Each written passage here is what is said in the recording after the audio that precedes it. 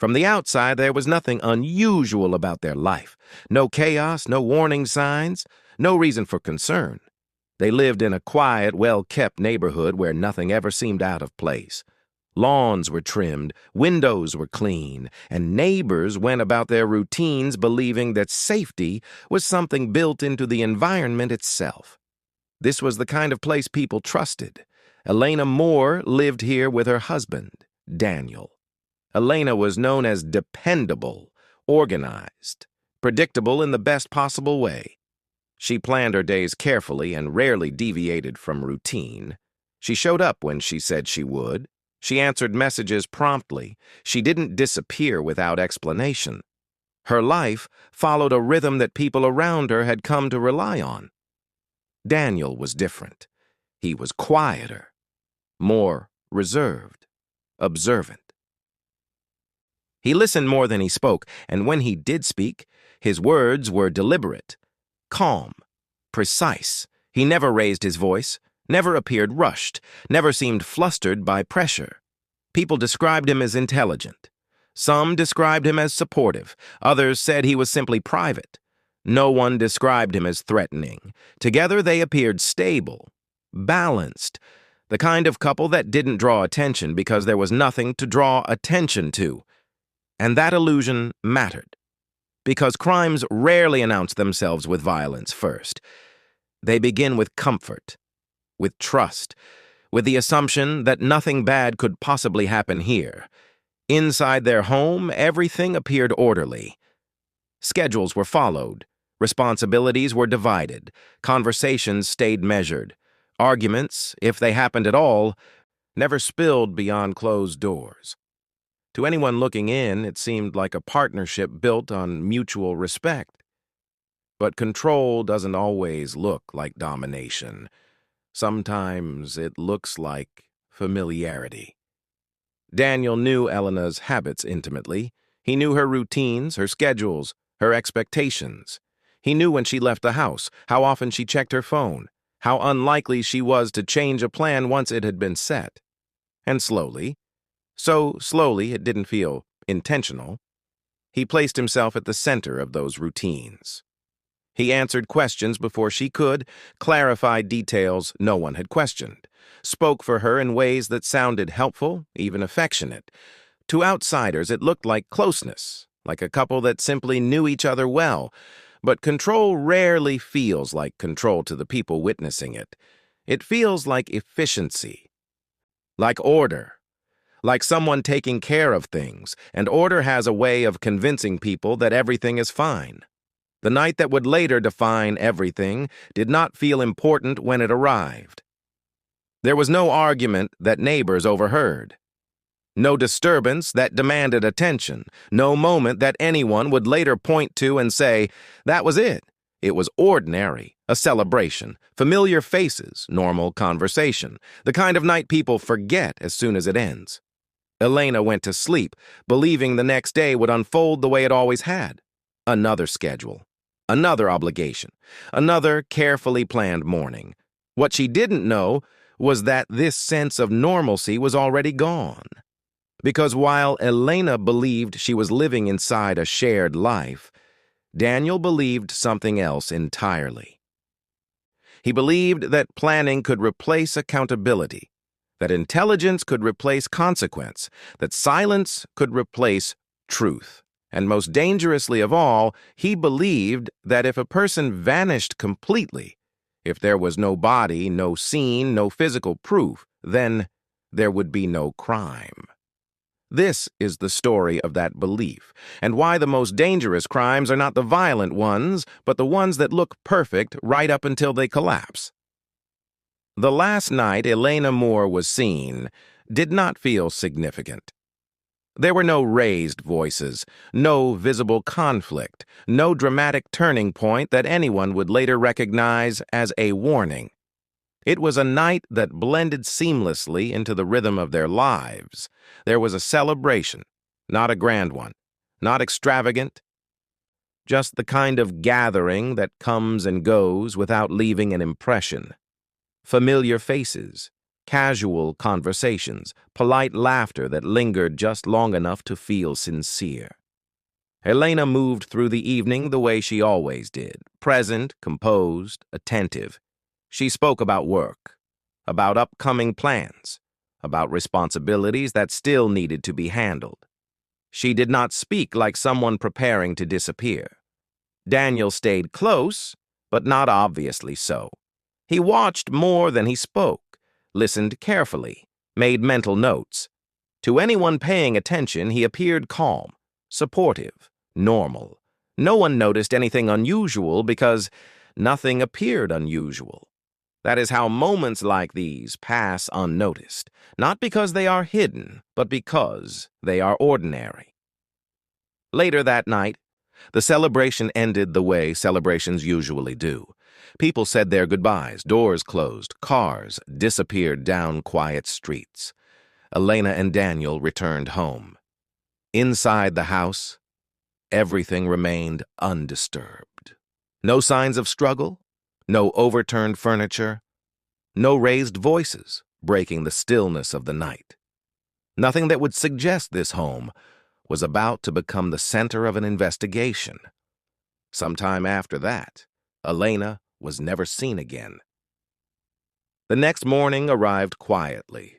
No emergency calls, no alarms, no sudden urgency. Hours passed before anyone noticed something was wrong. Elena did not arrive where she was expected. Messages went unanswered. Calls went to voicemail. At first, it was dismissed as a delay, a schedule change, a minor disruption. Daniel was the one who eventually spoke up. He reported her absence calmly, methodically, with the kind of clarity that suggested he had already organized his thoughts. He told investigators that Elena had left early, that she was traveling, that she had plans. His timeline was clean. His answers were direct. His concern appeared measured. Too measured, but nothing about his behavior crossed a line. Nothing rose to the level of alarm. He cooperated willingly, offered details without being pressed. To law enforcement, it looked like a concerned husband trying to make sense of an unexpected disappearance. And that mattered, because the first hours of a missing person case are shaped not just by evidence, but by perception. Daniel's composure set the tone. There was no panic to chase, no visible guilt to pursue, no urgency screaming for attention. What investigators had instead was absence, and absence is quiet. No witnesses saw Elena leave. No cameras captured her final movements. No one reported an argument or disturbance. Her belongings were still there. Her phone was gone. Her presence simply stopped. As the hours turned into days, one question began to surface. How does a person vanish from a controlled environment without leaving anything behind? The answer Daniel believed in was simple: preparation. He believed that if there was no scene, no remains, no chaos, then the system would have nothing to work with. He believed that the absence itself would become the explanation. But disappearances do not remain empty for long, because where a body is missing, patterns begin to appear, and the quiet that once protected Daniel was about to draw attention instead. At first, Elena Moore's absence existed in a kind of gray space, not urgent enough to panic, not ordinary enough to ignore. Friends assumed delays, colleagues assumed miscommunication, family assumed explanations that had not yet arrived. But time has a way of turning uncertainty into concern. As hours stretched into days, the absence that Daniel had framed as temporary began to feel heavier. Elena was not someone who missed obligations without explanation. She didn't vanish quietly. She followed routines. She communicated. And now there was nothing. Investigators began reconstructing her last known movements. They worked backward through calendars, messages, and digital traces, trying to locate the moment where her life had stopped moving forward. Daniel remained cooperative. He answered questions, provided timelines. recounted details with precision. He told them when Elena had last been seen, where she was supposed to go, why he believed she hadn't returned. His version of events was smooth, almost rehearsed, but still within the boundaries of normal behavior. To investigators, there was no immediate contradiction, no obvious lie they could point to, just a man explaining an absence he claimed not to understand. Inside the home, everything looked undisturbed. Elena's belongings were still in place, her clothing, her personal items, signs of an interrupted life, but not of a violent one. There was no blood, no broken furniture, no forced entry. If something had happened here, it had been done carefully. That too worked in Daniel's favor. Because most crimes leave chaos behind, and chaos draws attention. This one did not. But as investigators widened their focus, small inconsistencies began to surface. Not dramatic ones, not the kind that point directly to guilt, the kind that simply don't fit. Daniel's timeline placed Elena leaving at a time that didn't align perfectly with digital records. Messages he referenced could not be confirmed. Small details shifted subtly when retold. Not enough to accuse, just enough to notice. And then, there was Daniel himself. He did not ask the questions investigators expected. He did not press for urgency. He did not demand expanded searches. He did not display the restless anxiety that often accompanies sudden loss. Instead, he waited. And waiting in a disappearance can be revealing. As investigators continued to dig, they found that Elena's digital presence ended abruptly. Her phone went silent at a specific point. Her location data stopped updating. It was as if someone had deliberately turned her life off. That was when the assumption began to change. This was no longer just a missing person. This was a disappearance that had been designed, and designs have architects. For Daniel, this was the phase he had prepared for. The part of the plan where calm mattered most, where consistency mattered, where the absence itself was supposed to do the work for him. What he underestimated was how modern investigations function. Because even when a body is gone, behavior remains. And behavior tells stories. The question was no longer where Elena had gone. The question had become who had the most control over the moment she vanished. And for the first time, Daniel was no longer just a cooperative husband. He was a variable. Crimes that rely on disappearance depend on one thing above all else: control. Not just control over a person, but over time, perception, and narrative. Daniel Moore understood this. Investigators would later come to believe that Elena's disappearance was not impulsive. It was not driven by sudden anger or panic. It was structured, thought through, built around the idea that if nothing could be found, nothing could be proven. There was no dramatic exit, no visible violence, no obvious trace. That absence was not accidental. Daniel had positioned himself as the calm center of the story from the very beginning. He offered explanations before questions were asked. He filled in gaps before anyone realized they existed. He spoke in timelines, in probabilities, in logic. And logic, when delivered confidently, can sound convincing even when it's incomplete.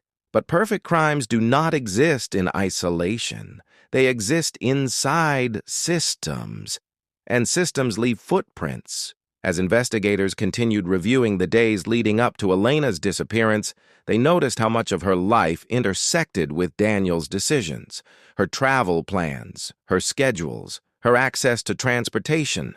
Nothing about her final movements existed independently.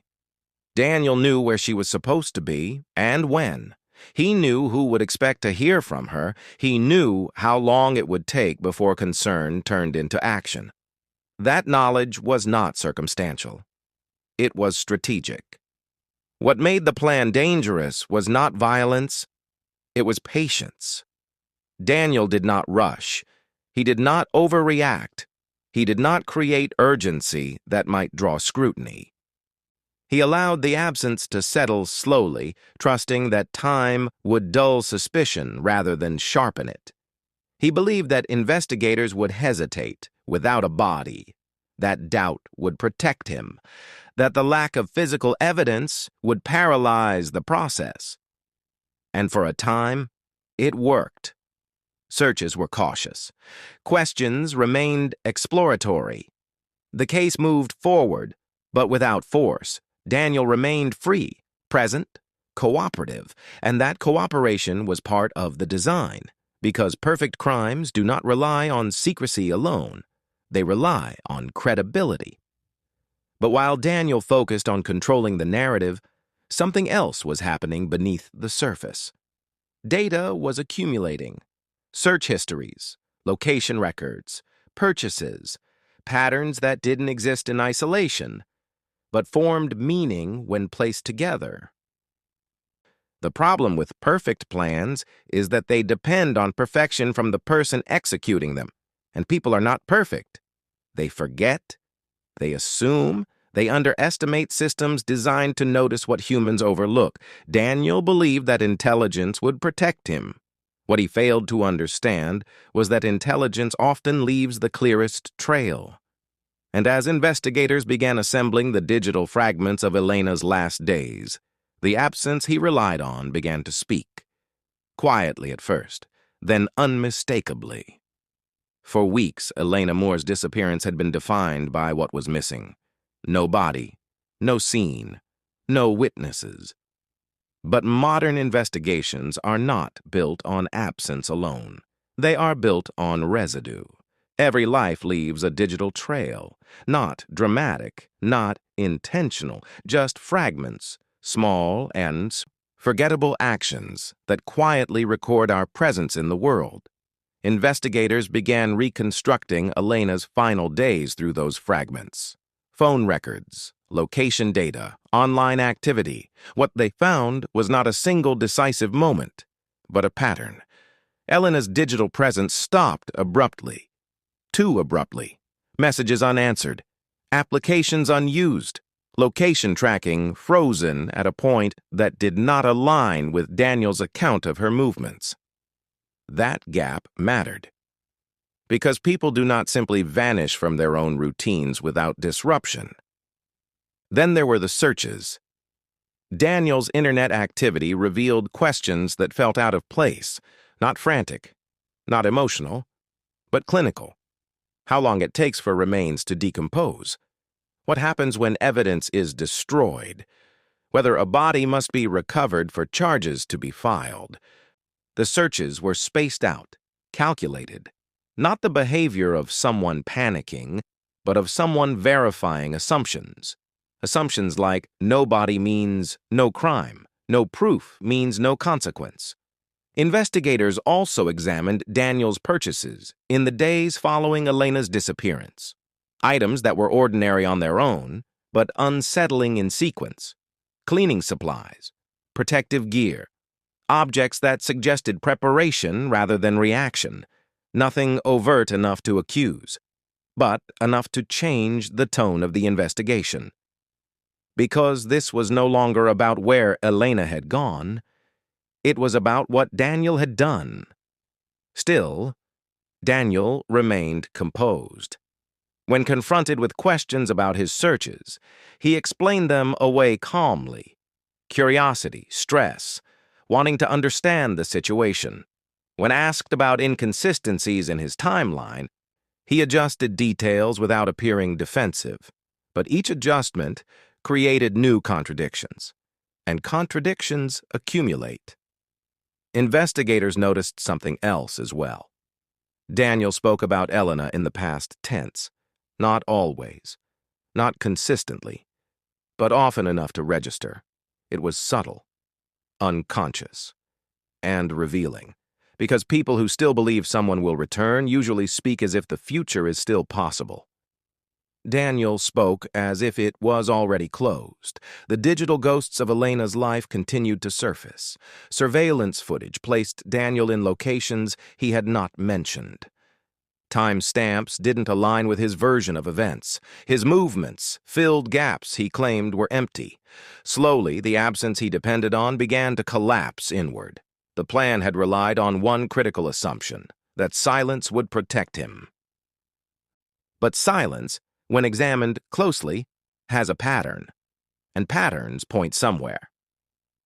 For the first time since Elena disappeared, Daniel was no longer guiding the narrative. He was reacting to it, and reaction is where control begins to slip. By the time investigators began confronting Daniel more directly, the tone had shifted. This was no longer a search for answers. It was an examination of credibility. The questions became sharper, the pauses grew longer, the silence between answers started to matter. Daniel noticed the change immediately. For weeks, he had operated under the belief that cooperation equaled safety, that calm explanations would neutralize suspicion, that intelligence could substitute for truth. But now, investigators were no longer listening to what he said. They were listening to how he said it. His timelines were revisited again and again. Each retelling required adjustment. A time shifted here. A memory softened there. Small revisions that felt harmless on their own but devastating when placed side by side, because truth does not need revision. Daniel's confidence began to fracture, not outwardly, but internally. He still spoke carefully, still maintained composure. But the effort showed. His responses slowed. His explanations grew longer, more detailed than necessary. Over-explaining is not proof of guilt, but it is often proof of pressure. Investigators laid out the evidence methodically, not as accusations but as facts. Digital records, location data, purchases, search histories, each one challenged a piece of the narrative Daniel had constructed, and with every challenge, his control weakened. The illusion of a perfect crime depends on distance. Between the act and the consequences, between suspicion and certainty, that distance was closing. Daniel had believed that the absence of Elena's body would protect him indefinitely. That without physical remains, the system would hesitate. That doubt would work in his favor. What he had not anticipated was how thoroughly absence itself could be examined. Because while a body may be missing, behavior is not. And Daniel's behavior was now under a microscope. He became defensive in subtle ways, not angry, not emotional, but rigid, corrective. He stopped offering information freely. He waited for questions, calculated responses. The man who once guided the narrative was now struggling to stay ahead of it. Behind closed doors, investigators reached a quiet consensus. This was no accident. This was no misunderstanding. This was not a man searching for his missing wife. This was someone who believed he had outsmarted the system. And the final stage of that belief is always the same: exposure. Daniel's illusion was no longer holding. The crime he believed was perfect was unraveling, not through force, but through patience. And soon, the absence he relied on would no longer protect him. It would condemn him. By the time charges were filed, one fact remained unchanged. Elena Moore had not been found. There were no remains to recover, no final location to mark, no physical proof that could bring her home. And yet, the case moved forward, because justice does not always wait for certainty. Sometimes it moves on accumulation. Investigators presented a case built not on what was missing, but on what was impossible to ignore. A disappearance that defied routine, a digital life that ended abruptly, a husband whose explanations collapsed under scrutiny, a pattern of behavior that no longer allowed coincidence. Daniel Moore stood before the system he believed he had outwitted, not as a genius, not as a man protected by absence, but as someone undone by his own assumptions. In court, the defense returned again and again to the same argument. There was no body, no crime scene, no direct evidence of violence. But the prosecution asked a different question. If Elena simply vanished on her own, why did every path lead back to Daniel? Why did his searches anticipate outcomes before they occurred? Why did his movements contradict his words? Why did the silence align so precisely with his control? The absence he relied on became the loudest evidence of all. Daniel did not confess. He did not offer remorse. He did not explain himself. He sat quietly, watching as the life he had tried to erase was reconstructed through data, testimony, and logic. And in the end, the court did what he never expected. It moved forward anyway. Justice, imperfect as it may be, does not always require a body. It requires truth. Elena's family did not receive closure. There was no grave to visit, no final moment to grieve. But they received something else. Recognition that her disappearance was not an accident, that her life mattered. That absence does not equal erasure. Daniel's belief that intelligence could replace accountability collapsed completely. Because the most dangerous myth behind so-called perfect crimes is the idea that silence protects the guilty. It doesn't. It only delays the truth. And the truth, given time, always finds a way to speak. Behind every perfect crime is someone who believed they were smarter than the system. And behind every disappearance is a truth waiting to be uncovered. This is behind the perfect crime, where silence is examined, control is exposed, and perfection always fails. If you believe the truth matters, subscribe.